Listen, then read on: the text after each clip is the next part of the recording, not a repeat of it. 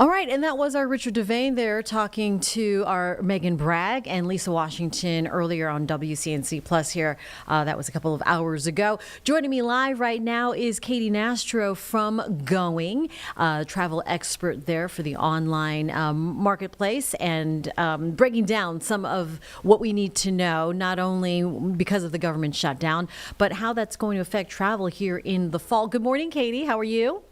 Good morning, Jane. How are you? Oh, not too bad. It's a Monday. But always looking forward to traveling. With the government shutdown, let's talk this first. What are you looking and hearing when it comes to travel? How that is affecting TSA employees? Yeah, look, I myself just traveled 2 days ago across this weekend and had no issue going through TSA. And of course, chatted up my agent to just sort of get a general sense of morale. Now, it is early days for the shutdown, so we want people to be aware that they're unlikely going to experience massive delays like we've seen in the past.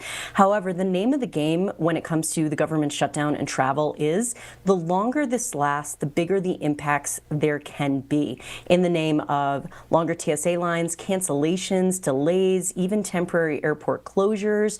If ATC can't get flights out on a sort of reduced schedule, as well as national parks can suffer with a really limited staff that they already have. So if you are traveling in the next week, you should likely be okay. However, again, if this lasts beyond this week, that's where we could run into some trouble, and you might want to reconsider rescheduling that flight or taking alternate modes of transport if possible.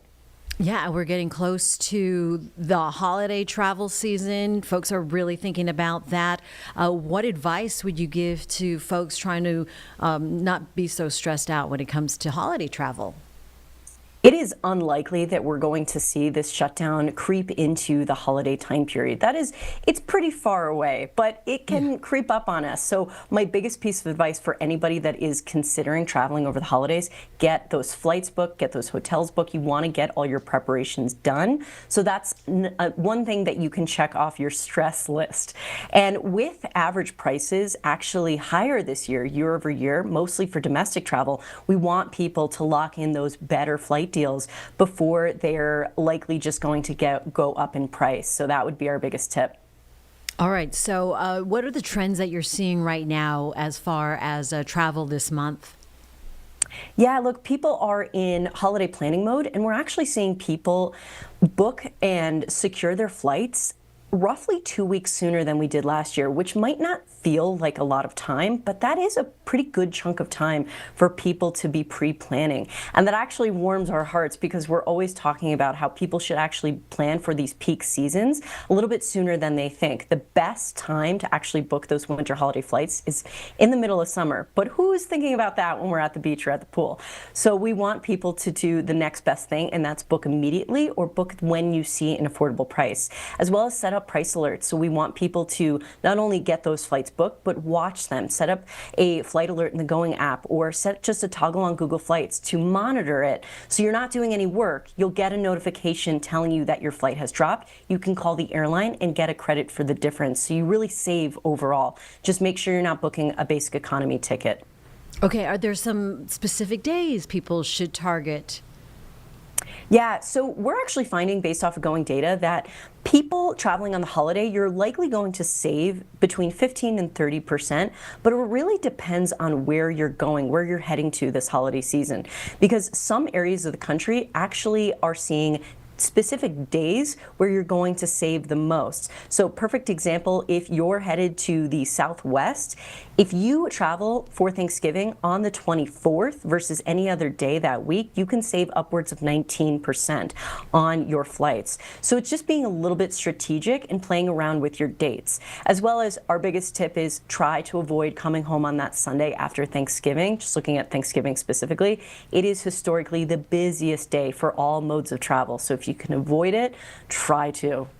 All right. And then as far as exotic vacations or destinations for the holidays, what are you seeing? What are the trends that way?